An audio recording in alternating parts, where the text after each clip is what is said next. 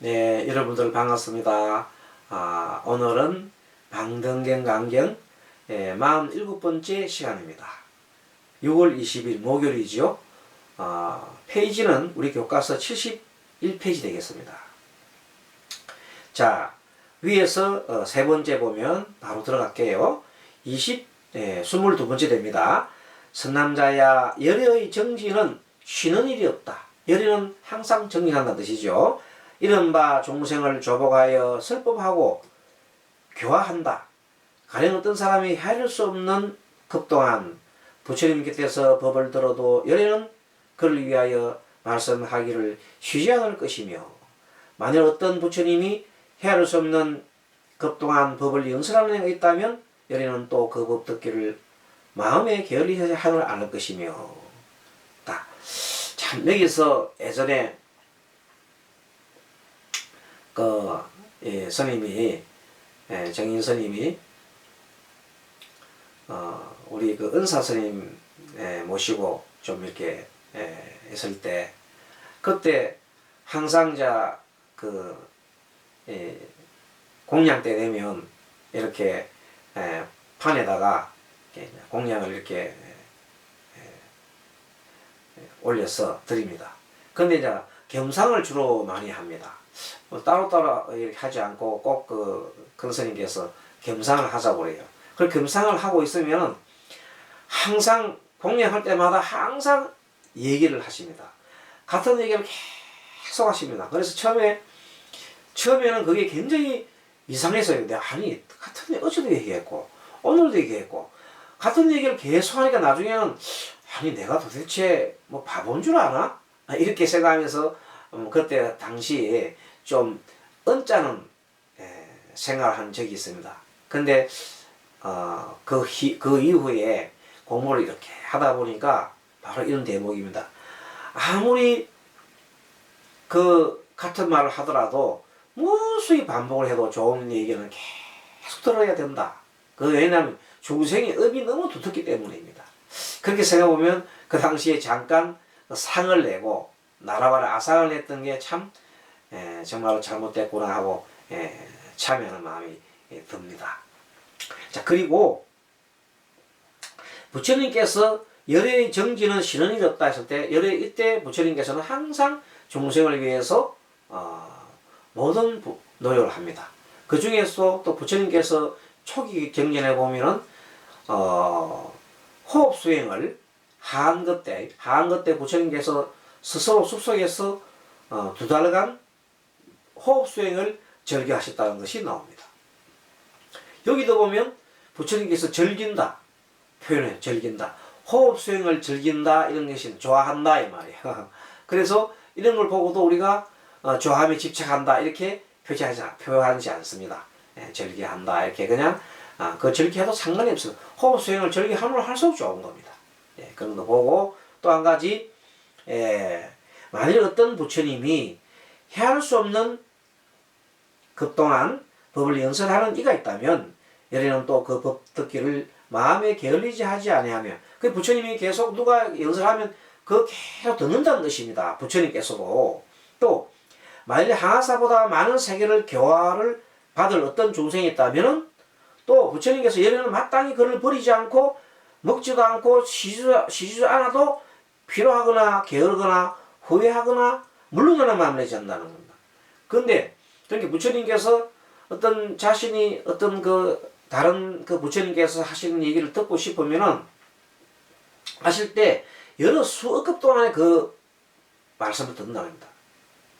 하루 이틀 듣는 게 아니라 하루 이틀 들어가지고 마음에 상을 냈는데 여러 수십억 급을 갖다가 같은 얘기를 계속 했을 때 상을 안 낸다는 건 좀 쉽지 않잖아요. 그런데 그렇게 하셨다는 겁니다. 그것도 하나의 정진입니다. 그 정진은 항상 종생을 위해서 종생한테 부지런히 정진시키기 위해서 그렇게 하였다는 겁니다. 그래서 그것도 종생을 정진케 하기 위한 노력도 정진이고, 또 여러가지 종생을 위한 방편을 쓰는 것도 정진이고, 다 정진입니다. 그래서 열애의 정진은 쉬는 일이 없다 이렇게 봅니다. 자, 23번째 선남자야 열애가 생각하는 마음은 줄거나 적어짐이 없다. 열애는 생각을 이렇게 하시면은 항상 알아차림을 하는 겁니다. 버릇이. 무슨 까닭인가? 열애는 처음 무상보리를 얻었을 때 알아차림을 잘하면 그 생각은 절대 잊어지지 않는다 그래요. 예, 항상 알아차림을 착각한 것은 아주 오래 가도 그것이 알아차림 잘 되는 것은 잊어지지 않고 기억이 잘 난다고 합니다. 그래서 무슨 까닭이냐 했더니 열애는 처음 무상보리를 얻었을 때 맨 처음에 무상보리 위 없는 깨달음을 얻었잖아요. 그때 삼세 중생들의 마음을 두루두루 관찰했다. 삼세 중생들 마음을 처음 무상정등가 고리수답이 돼서 무상정등가를 깨웠을 때 삼세 과거 현재 미래세의 모든 중생들의 마음을 다 이렇게 꿰뚫어서 아셨다는 겁니다. 관찰하셨다는 말입니다. 뒤에 설법할 때 먼저 생각을 잊어버리지 않는다. 그러면서도 모든 앞에 법을 설하실 때 앞에 내가 한 그 법을 그대로 잊지 않고 다 가지고 계신다는 겁니다. 또 생각은 삼치 및 삼근의 근본이 되나니 이때 삼치라 하는 그 말이 나오는데 여러 가지 삼치가 뭐냐 하면은 사람의 성질을 갖다가 세 가지로 나누는데 하나는 제일 처음 하나가 정정치가 있고요. 정정치. 두 번째는 사정치. 이 사자는 그런 때를 사자지요. 그 다음에 세 번째 부정치. 정해지지 않는 겁니다. 정정치는 딱 정해진 겁니다. 너무나 정진을 잘해가지고 그 사람 미래세 그냥 부처로 반드시 부처가 될 어떤 그런 결정이 되어 있는 것. 그 이미 부처가 될 만큼 위치에 올라가 있는 겁니다. 물러서지 않는 자리에 올라가기 때문에 시간만 좀 들 뿐이지 반드시 그는 부처가 된다. 이렇게 정해진 사람을 정정치라는데 이것은 굉장히 선근을 많이 지은 사람 말합니다. 두 번째 사등치는 아예 부처가 될 제목이 없어. 그거는 타락을 해버렸어. 그래서 언제 부처가 될지 몰라. 그거는 아예 거의 부처가 되기 어려운 사람 말이에요. 그것을 사정치라고 해요. 뭐 사이코패스 같은 사람은 안 되겠죠. 세 번째 부정치. 부정치는 연이 있으면은 어떤 성불의 연을 지으면 성불이 되고 안 그러면 안 되는 사람을 말합니다. 그래서 보통 보면 우리 일반 사람들은 부정치. 일반 중생들은 우리가 부정치고 사정치는 거의가 어찌 보면 음이 너무 두터워서 도저히 선거를 조금이라도 쌓을 수 없는 사람들 보고 사이코패스라든지 이런 사람 보고 사정치라든 악마와 같은 거죠. 근데 정정치는 이미 부처가 될 수 있는 그런 결정된 자기가 닦아온 어떤 그 힘에서 부처가 될 수 있는 시간만 되면 부처가 되는 겁니다. 그걸 정정치라 한다. 하지만 부정치는 연이 있으면 성불의 연을 지으면 성불한다는 겁니다. 그래서 보통 우리는 이렇게 지금 뭘 하고 있어요? 방등경 강경을 하고 수행을 하고 하는 것은 지금 현재 부정치에서 지금 정정치로 나아가고 있다 보면 됩니다. 부정치에서 이제 연이 있으면 성불하는데 여기서 정정치로 나아간다 이렇게 보면 되겠습니다. 자, 그 다음에 열애의 삼매는 일체법에 평등하다 나옵니다. 자, 24번째 선남자야 무릇 삼매는 일체법에 평등하여 적어짐이 없나니 그런 까닭에 모든 부처님은 다 평등하느니라. 이렇까지 탐냄, 썩냄, 어리석음과 이렇까지 탐냄 없고 썩냄 없고 어리석음을 없음에 있어서도 그 마음이 평등하여 차별이 없으며 그게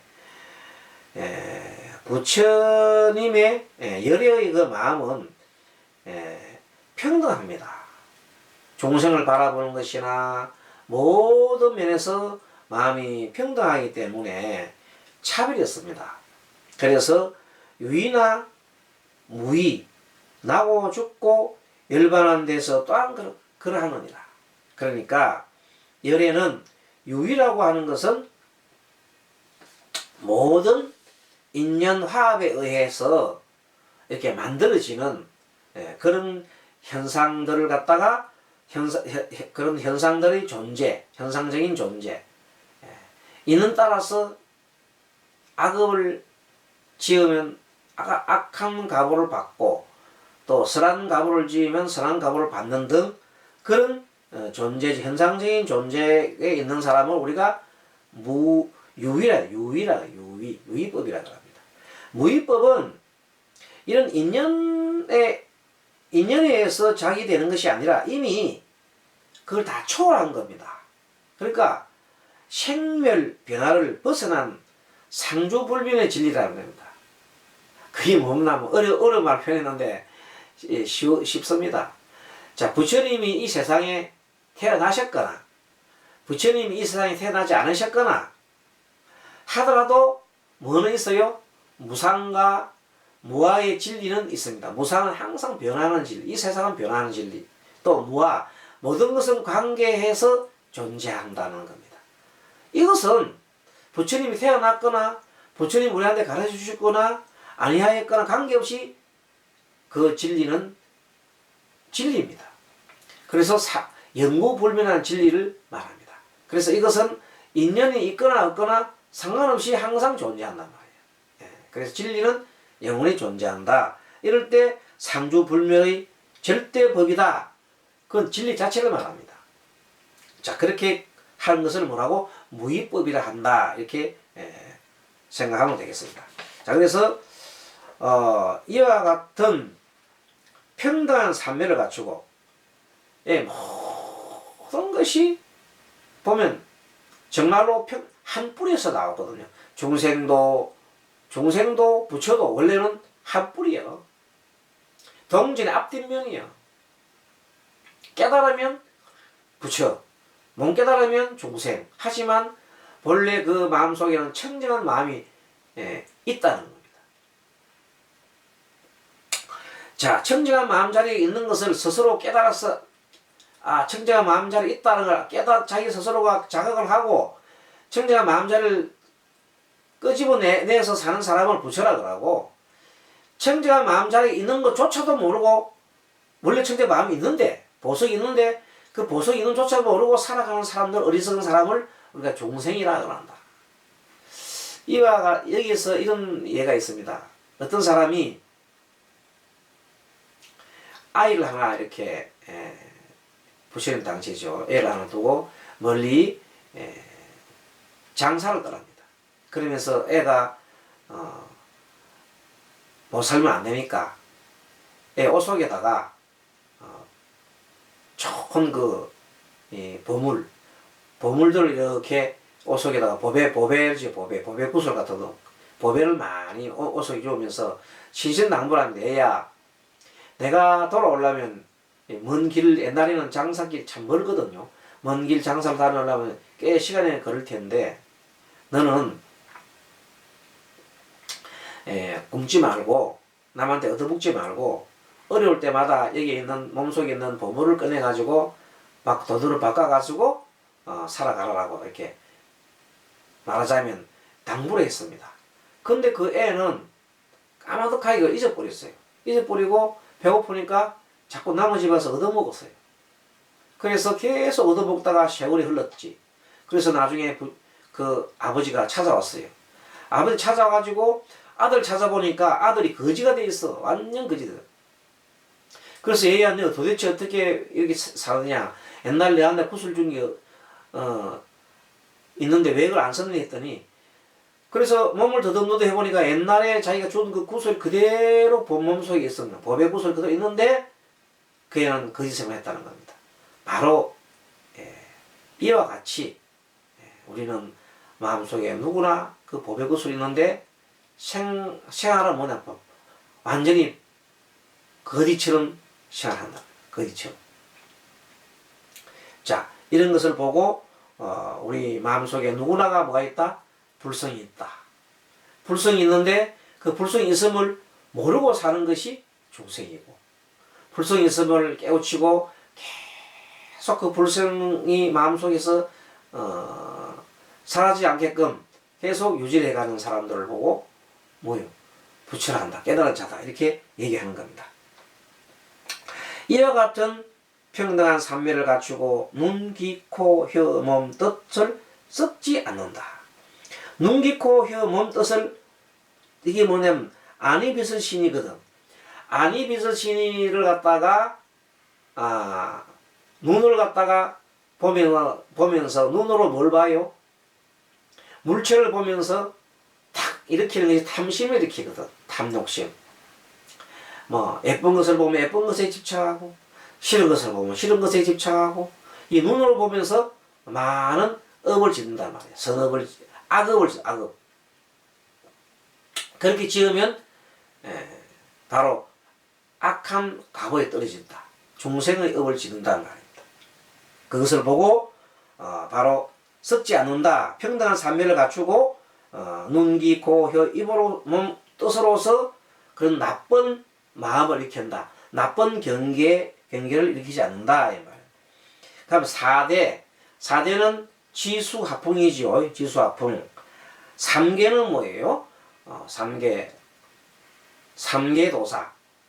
3계도사. 욕계, 색계, 무색계. 욕계는 욕망을 가지고 있는 세계. 색계는 욕망은 사라졌어. 하지만 형체는 아직 남아있어. 무색계는 욕망도 형체도 없는 세계를 말해요. 그래서 이것을 3계라고 그래요. 3계. 3계는 이것도 아니며 저거짐도 아니다. 그러니까 이것도 아니며 저거짐도 아니다. 저거지지는 것도 아니다 이 말이에요. 중생을 하여금 이 삼매를 얻게 하기 위하여 바른 법을 연설하니 이것을 열의 제24업이란다.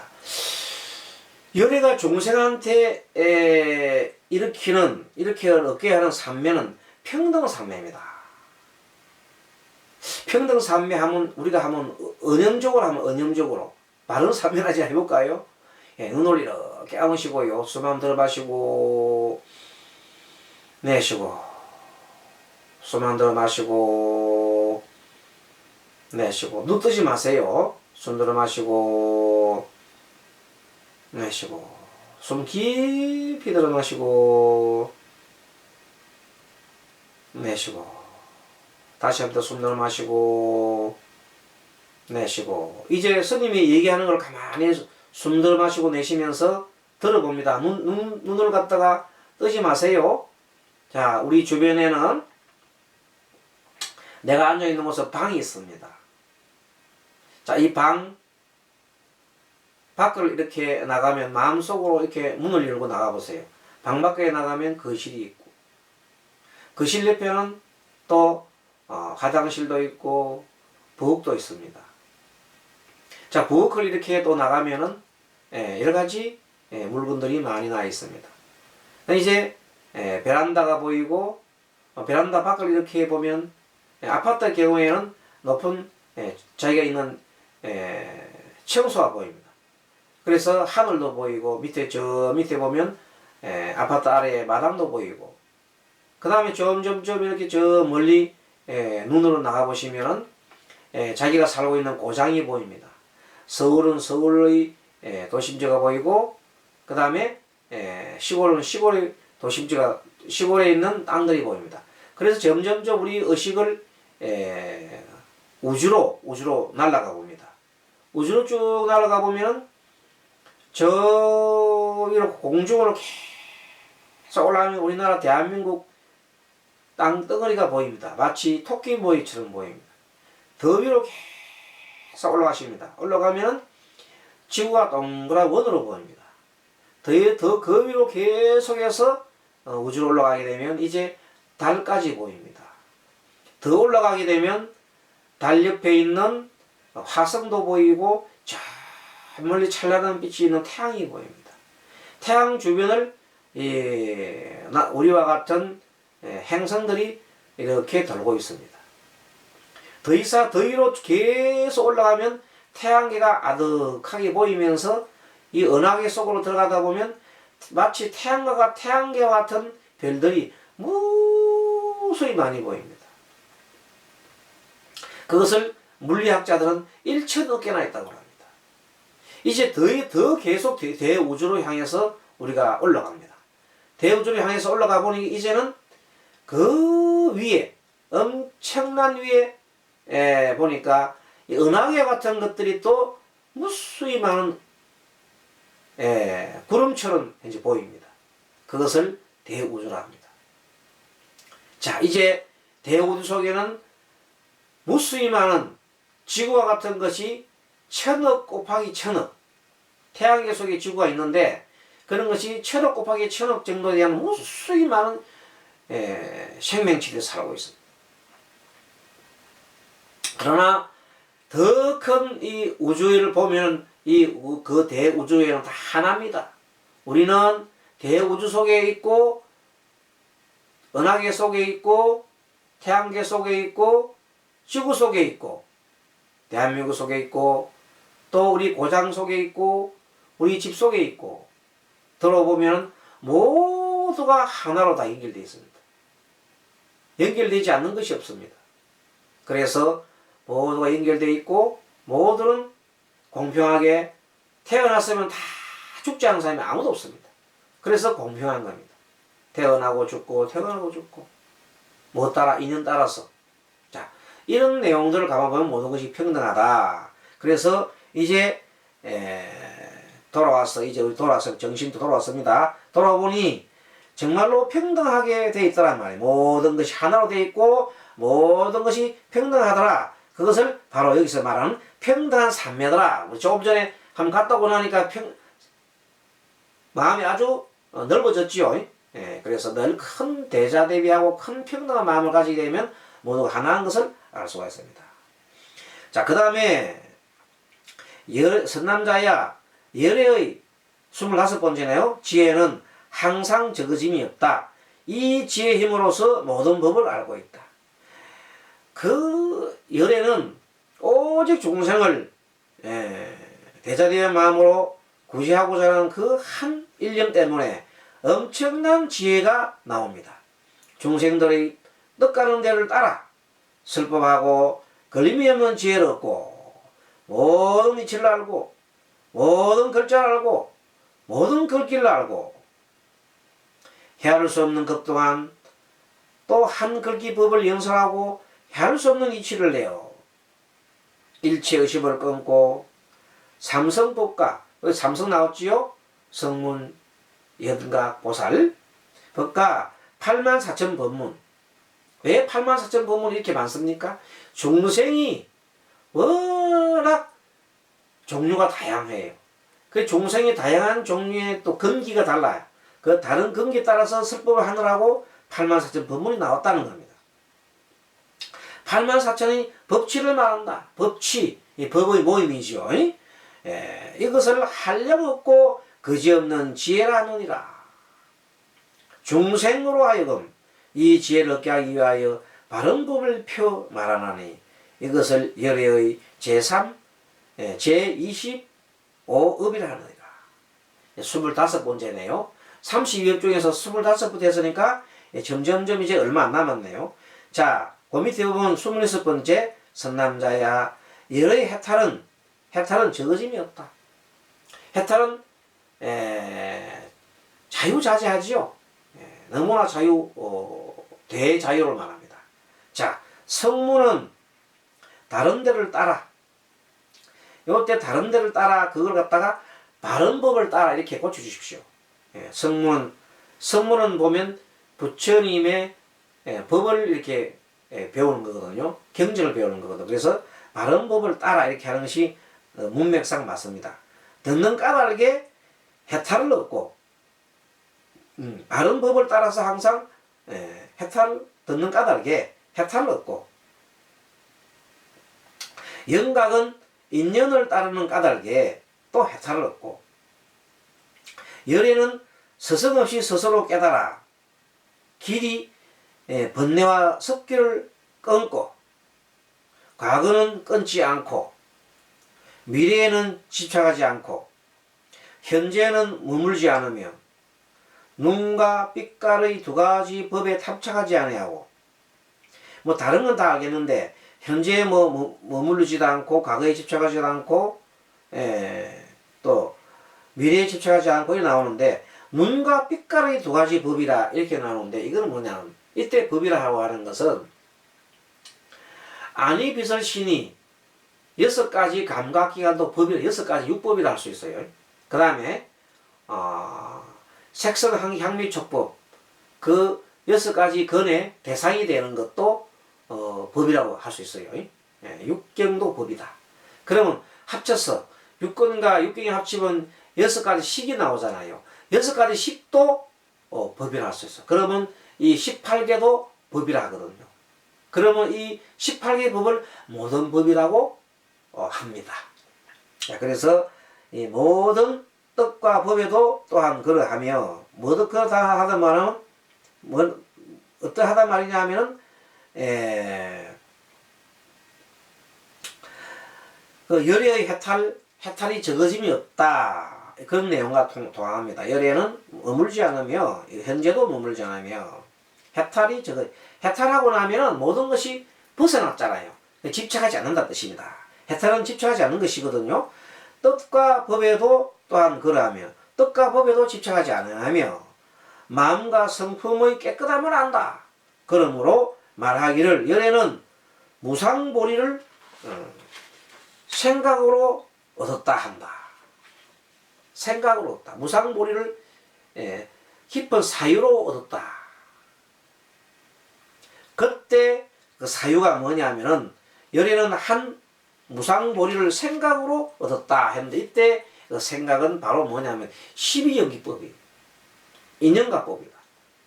인연가법을 계속 이해하면서 어떻게 그 무상 법을 알았나 하면은, 현재 사람이 죽는데 왜 죽느냐 하고 계속 따져봤더니 태어났기 때문이더라.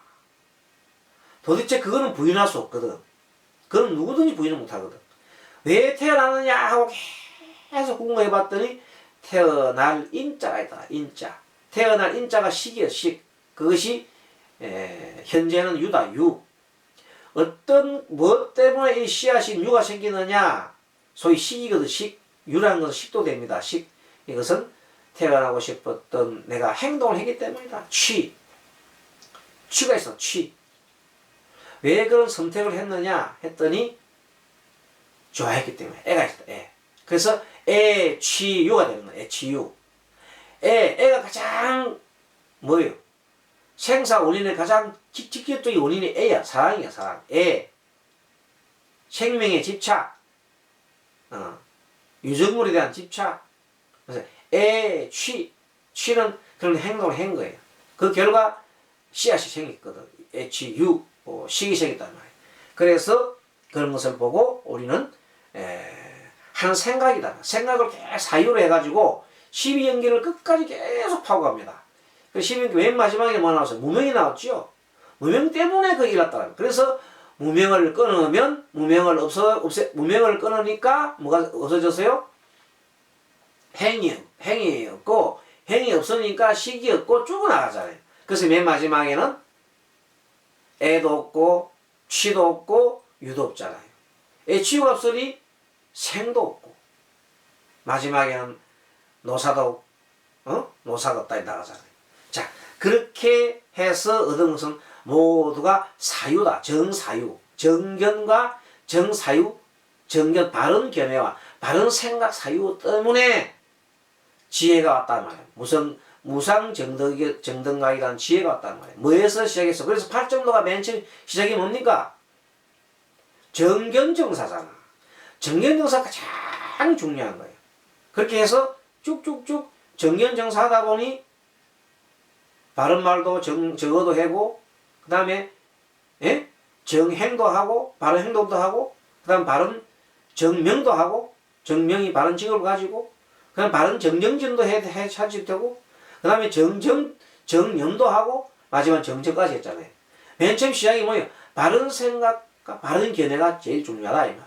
요게 현재 여기서 말씀을 하고 드리고 있는 내용입니다. 여기까지 공부를 하고 오니까 벌써 또 시간이 다 됐네요. 다음 시간에는 열애의 27업인가요? 7업부터 또 공부를 하도록 하겠습니다. 이제 열애의 32업이 얼마 있으면 더 끝나겠네요. 이렇게 해서 우리는 계속해서 부처님의 품으로 점점점 더 가까이 가고 있습니다. 그래서 방등경이 우리가 간경이 끝날 때쯤 되면은 정말로 부처님과 많이 가까이 가지 않겠는가. 처음부터 생각으로도 먼저 가까이 가야 되죠. 그리고 행동까지 간다면은 정말로 우리는 그동안 많은 업을 중생의 때를 많이 받을 수 있을 것이라고 확신합니다. 여러분 강의 잘 들었습니까? 네, 수고하셨습니다. 다음 시간에 뵙겠습니다. 마하반야바라밀